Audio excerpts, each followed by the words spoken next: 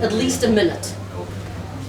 A trick that I like to share with people, when you're asked a question, repeat the question as a statement, give your answer, give your reason for your answer, and close off with a statement again. Then you're more than likely to fill up a minute. A minute doesn't seem long, but when you're standing here and everybody's looking at you, then it can be a little bit daunting. Sorry, Cheryl.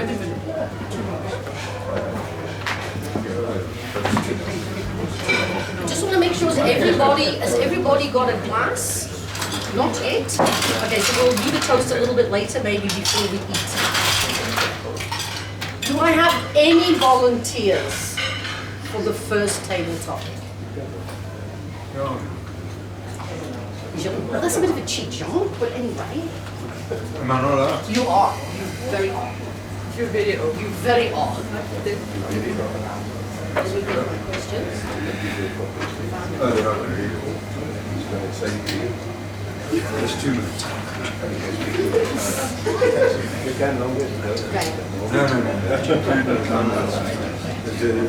Okay, Jacques is our first contender. Annalise, can I just ask you to time him? And when he gets to a minute, Annalise will wave at you. If money was no object, and you could gift something to somebody, whether it's a friend, a family member, or even a public figure, what would you gift them and why? Please welcome Jacques.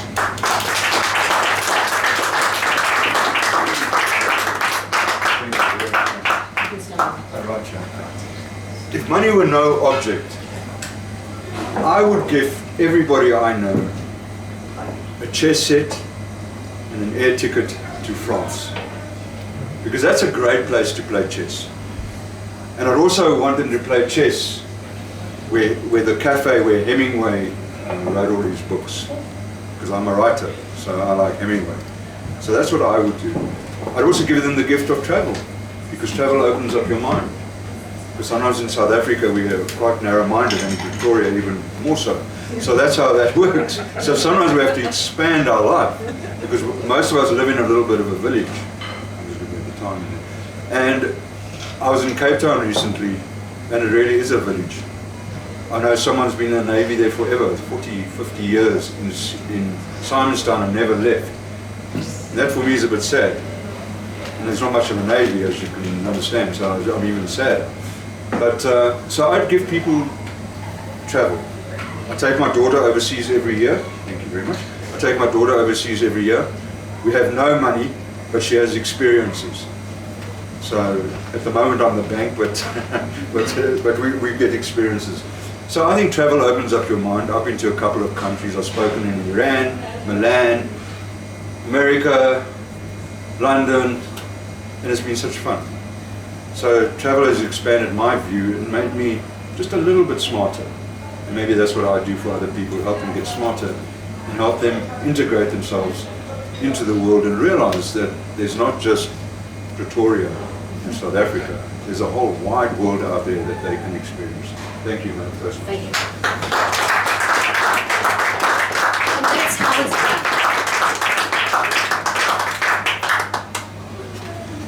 He gave one answer, he added on the travel with the chess, and then he expanded. He even brought family members into it. That's how it's done. I wouldn't be going to France with anybody unless it was not to play chess. My whole family are chess players, except me, because I'm more, you know, I'm more the tiddlywinks. You can play checkers, it's fine. As unsophisticated as it is. Yes. So I was taught where to move the pieces, but I couldn't come up with a strategy. So that's not for me.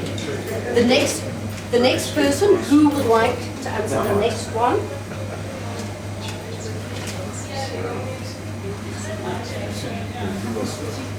Pieter. Okay, good. Thank you.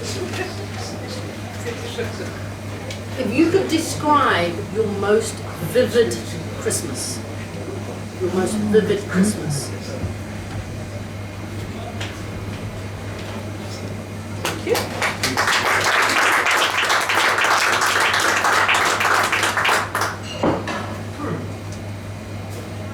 can't remember because now all the Christmases are coming to my mind, and I have to pick one. So I'm gonna pick one.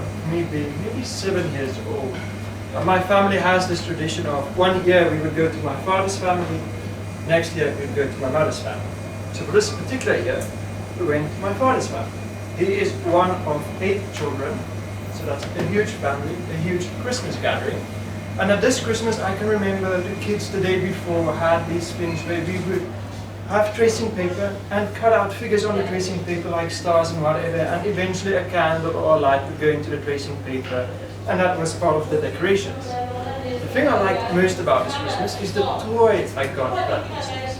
So my family always enjoyed giving me and my brother stuff that are like brain activity or activated kind of toys.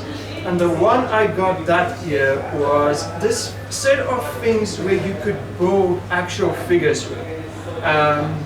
So to explain it, imagine, I don't know what you should imagine, but you should imagine almost something like, it's not Legos, but you have flat surfaces with a bunch of holes in them. The holes are at predefined spaces, so your figures could line up. Then you got these plastic bolts and nuts that you could add, and then you would build your figures. That night, after getting the toy, my dad spent, I don't know how many hours building the first figure, which was a little man that stands about this high with legs and whatever that can move. That was therefore my most memorable Christmas.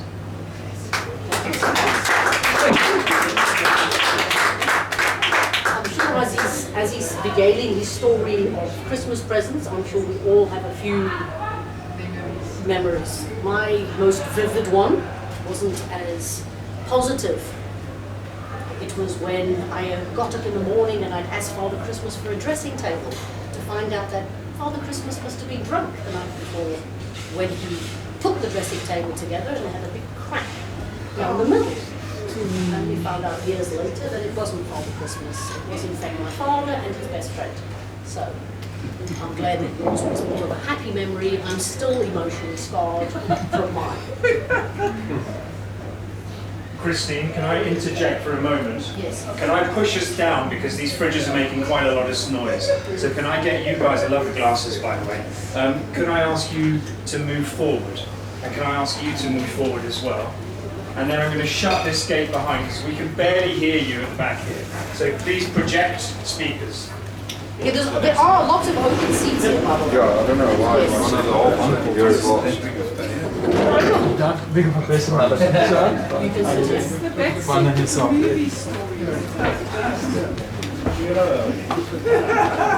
sit here. We have one more over here. Well, there's 2 seats there, there's one there.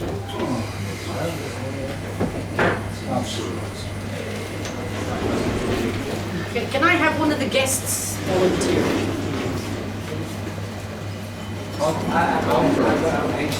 Okay, wait there, because then you've got time to think. I don't need any time. Oh my goodness, okay, there we go. Okay, what is a Christmas tradition you would like to start, or one you would like to get rid of? And why? I'm not sure about the question because I don't know if I've been asked to choose about whether I should implement a Christmas tradition Yes. or whether I should Either destroy a Christmas tradition. Either one. So it's a bit of a dilemma because You can give us I have an option. You have a I can either create or destroy. There we go. Are we able to create while we destroy? Could we take an existing tradition of Christmas, turn it upside down, Yes. okay, destroy it, Yes. and out of the earth arrives a beautiful blossom that can be used in our everyday Christmas. Is that an opportunity? That is an opportunity. Okay. Anybody got any ideas?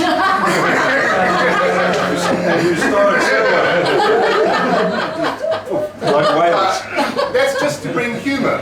Just to bring humor. Not a lack of ability. Just for humor. So, the tradition that I found very worrying is the tradition of bringing trees out of their existing habitats, okay, chopping them down, right, and putting them in your front, not yard, be your front porch or maybe inside the house. what happens, you bring bugs, you probably destroy little squirrels' homes, okay, and you just create general sadness inside the forest. So what I would prefer to do is that 6 months before the start of Christmas, we were to select a seed.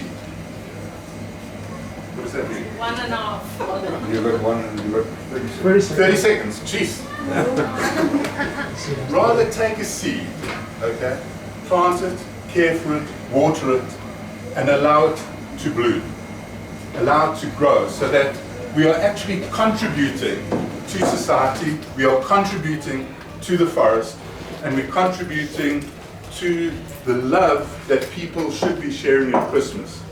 So I would like to suggest that from now on, we no longer destroy the forest, we no longer upset little squirrels, but rather we grow beautiful seeds in our homes and we deliver them to people. They can take that gift with them, take it back to their house, and hopefully they can put it into the ground where they live.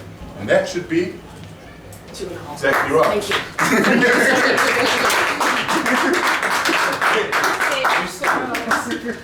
Thank you, Ralf. That was a wonderful table topic, well use of time and great descriptions. For me personally, I don't have green fingers, so I won't be participating in this. I will stick to my fake trees, because then I can't kill, which I think is worse for the environment and the squirrels. Lynette, would you like to go next with the table topics? Thank you so much.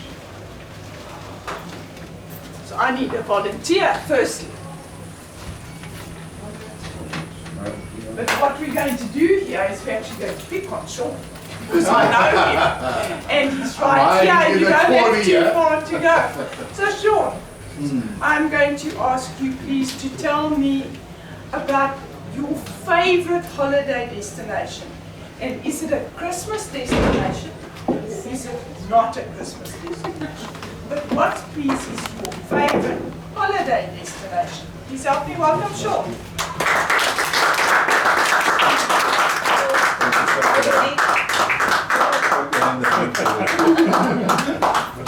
Thank you, Lynette.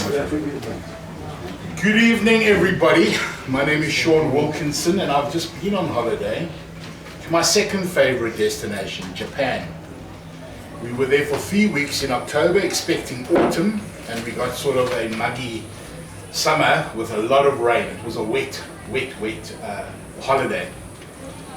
Why I say second, because my more favorite holiday was to a city called Mumbai. Mumbai, Bombay is in India, it's their capital, I think. I was never good at geography at school, neither biology, but Mumbai was so interesting because every one of your senses is involved in that experience. Every one of your emotions that you ever thought you had or didn't have is exposed in that experience in Mumbai. The food, the street food, the people, the slums, the 6-star boutique facilities, the places that you see, the things that you do are just incredible. They are memories that I will have with me for life. Yes, ma'am? 1 minute. I thought you had questions. Can I help you? The answer to that question is, would I go back? Yes, I would. I would go back and I would live there. I would like to fit in and assimilate with that culture. I find the time we had in the temples and the time we had in the 5-star boutiques, even as I speak now, my whole body is full of goose flesh. You meet 200-300 leprosy kids that are begging, and it's part of their income. That's how they generate an income, and you have to just deal with that. And it's their setup, it's their environment. And if you don't have the stomach for it, don't go to Dubai, go to Paris. It's a lot cleaner. Thank you so much for that, Shaun. Now I need a volunteer, please, from one of the people who's not a Toastmaster. I'm getting absolutely no eye contact from Jasmine. Was it Jasmine? I think it's Jasmine. So Jasmine, I'm going to ask you, And you can think about it all the way while you walk to the front. Tell me. You can stay there and tell me. You don't want to tell me at all? No. Oh dear, okay, let's find someone else. Let's try. Oh, she's going to buckle down. Oh, she is. Yes, no?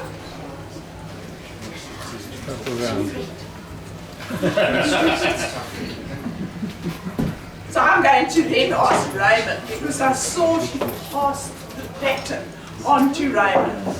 So Raymond, can you tell us please, as far as Christmas dinner is concerned, what smells do you associate with Christmas dinner, and which of them do you like, and which of them do you like so much less? Please help me welcome Raymond. What smells do you associate with Christmas dinner?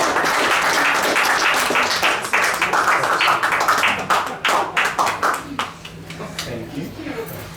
Okay, I'm not good at this. So, what smells do I like? What sticks in my head most is the smell of gammon. Growing up in my house, it was a big family. Every Christmas, my mom, she's still a Christmas fan. Her house coming from there today is full of Christmas decorations, collected from when I was a toddler. And it still makes me think of that gammon and what goes with it, cherry, apples, maple syrup, and I love gammon. What I don't like is the turkey, because my mom, she would always get stuck in with the meals and everyone had to chip in. It was quite a stressful ordeal, still is.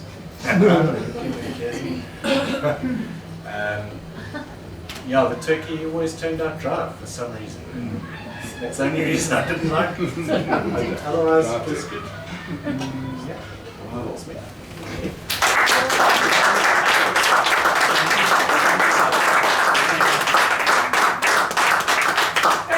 Another real volunteer now. The green specs. Well done. Who's behind the green specs, I actually recognize one of our members. Selectu. Melissa. Is it Melissa? Yes. So I'm going to ask you to tell me about the most exciting thing that you have witnessed children doing, whether you were one of the children or whether you were an adult in that situation, I'm not sure, and it's up to you to decide. What's the most exciting thing you've seen children doing around the Christmas tree? Or maybe not the most exciting, but certainly the most interesting. That you've seen children doing their behavior around a Christmas tree. Please help me welcome Melissa.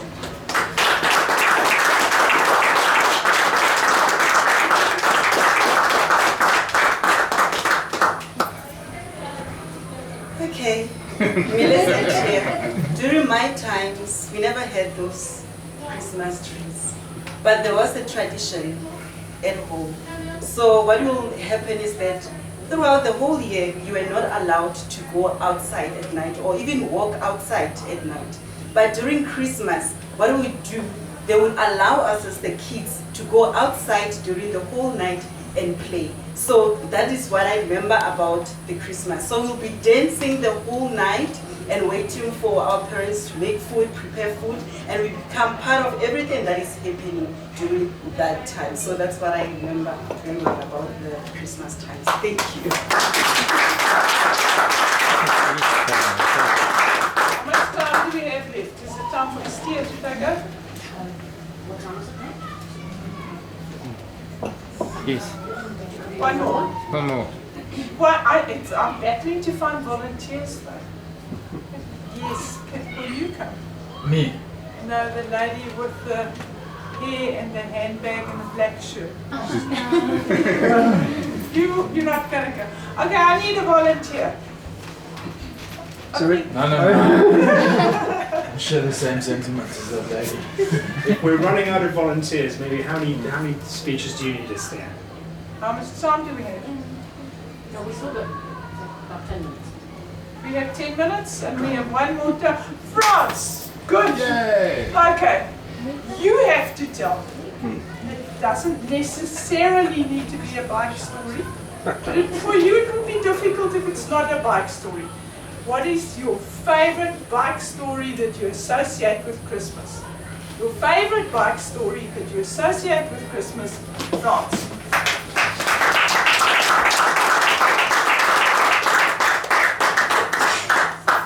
Oh, that's difficult. That's so difficult because every single ride on your bike is Christmas, man. Couldn't have picked an easier topic. It was 2 years ago, December, of course, Christmas time. We went to Dalstroom. Beautiful, idyllic Dalstroom. What a place, especially during December, because it rains and then this mist just enters the town and it hangs and it stays there. And then the next thing that you hear is this big V-twin pulsating potato. And then you see the headlights. They just start with a toot like this through the mist, man. And you take the road, and what a bliss. What an absolute bliss. And then of course they used to have a pub. It was called the Anvil and the Ale. It's closed now, unfortunately, but I think they closed their doors because as bikers went there and we made a noise, but so much noise that Dalstroom police services had to come and chase us away. So we've decided no, that now we're going to visit the whiskey pub, which is apparently the biggest whiskey pub in South Africa. So we went there and we made a little bit more noise. So they also chased us away. Now when you go visit Dalstroom on a bike or you're a group of bikers, you'll find that the little pub, the whiskey pub specifically, they will close their doors and they will say, we are not open to business for bikers. But that to me, I mean, we can only say cheers to a holiday like that. Big V-twins pulsating, Christmas time, and the mist. What a bliss, people. What a bliss. If you're not riding your bike yet, or think about it, just think about dollars during December.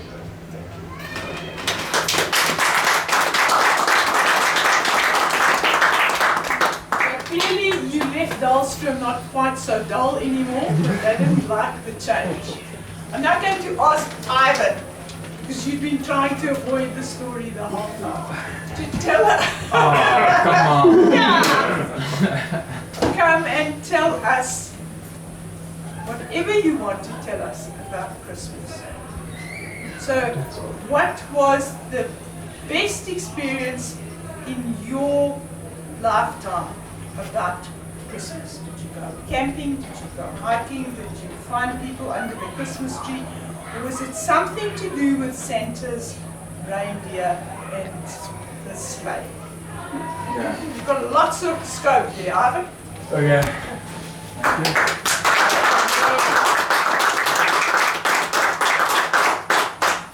Thank you. I'm glad you made it quite easy for me, because normally, still to this day, it gets me every time. But I think Toastmasters will aid this. I've got a funny story for Christmas. When we were quite small, we used to leave cookies and juice and things for Santa Claus. Santa Claus, I'm sure, I don't know, he still exists, I'm sure. And you've jogged a good memory. And back in the day, when we used to visit the coastline, we used to collect salt water for our staff. And this salt water we collected was in a Sprite bottle. And one of the Christmas evenings, we thought, my sister and I thought, let's leave some cookies and juice out for Santa Claus. Santa Claus being my dad at the time, we weren't aware. And we thought the Sprite was salt water. And the next morning, the cookies were gone, and we had a note from Santa Claus saying, and it was actually my dad at the time, but saying like, nice cookies, but the water was the Sprite was a bit salty. and that was, I think that's one of my favorite memories, is how we gave Santa Claus salt water instead of Sprite. Thank you.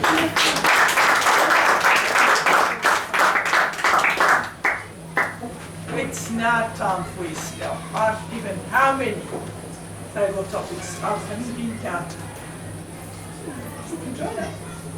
Estelle.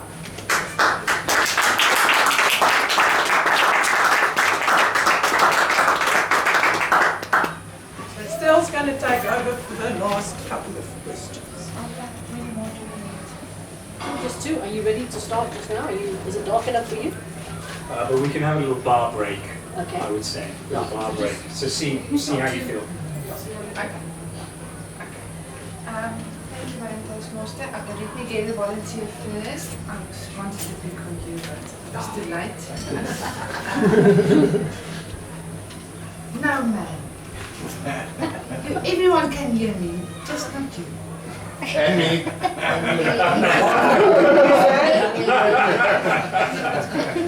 It's not just him.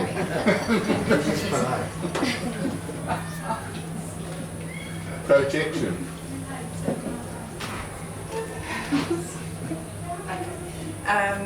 What is your name?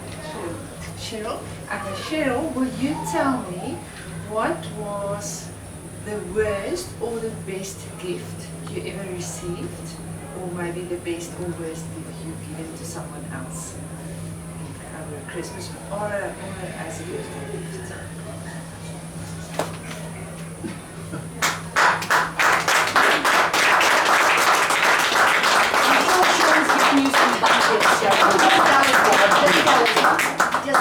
I do the best. I have a fairly generous husband, but my most favorite gift of all is if I don't have to cook. So Christmas is normally a time for him to celebrate his cooking skills. It's a huge opportunity to show off. And this one particular Christmas we'll never forget, him and younger nephews decided they're going to do a famous challenge. It was all the rage on TikTok, and it's stuffing a pig, stuffing it with the turkey, stuffing that with the chicken, stuffing that with quail. So it was a massive task, and we only had a small regular oven. So the house was filled with pork. I was thinking of it earlier when someone was mentioning the gammon. It was just so divine because it was like a whole 48 hours of this pig thing going and going. And of course, lunchtime, it's not done. The pig's not done. Nothing's done. So you had to chop that thing up. And needless to say, it wasn't the reveal we wanted, you know, with the extraction of all the animals. Sounds terrible. But that was memorable. So much so, we actually went to Hong Kong straight after that for our annual holiday. And there they have sliced pork on the streets. Divine.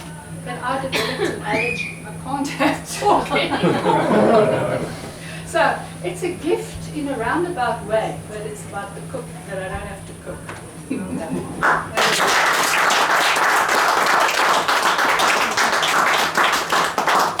Thank you so much. Okay, and last but not least, Christine, will you take over the timekeeper role, because I want to ask Lisa if she can end the table topic session with us, for us. And Analize, is Analize, am I correct? Yeah. Okay. I want for this one you to go a bit into the future and not to get something from your past. But my question is, or my scenario is, you are responsible for organizing the New Year's party on the beaches of Rio de Janeiro. Who will you invite to your party and what will it look like for this?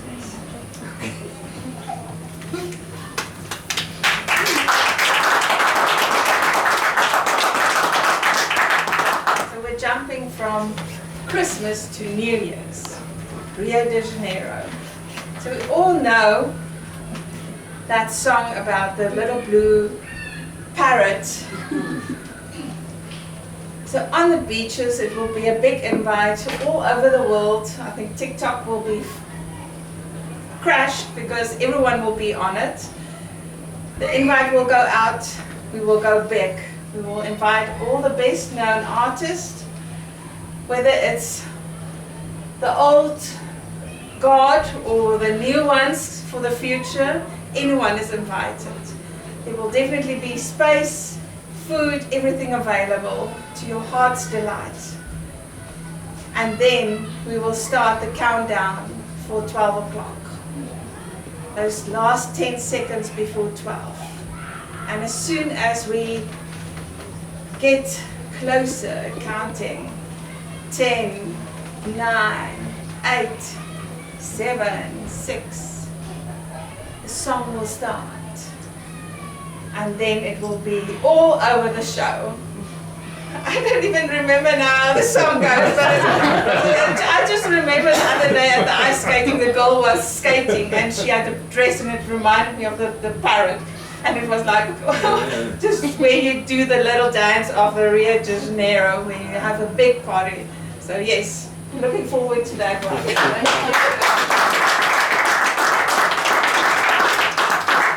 That is the end of our table topics. So we will now have a ball. This is true. For how long? It's now 7:10. Is it 10 minutes? Oh, I think, yeah, let's just get a 10. drink. Yeah, 10 minutes. Yeah, that's more important. Or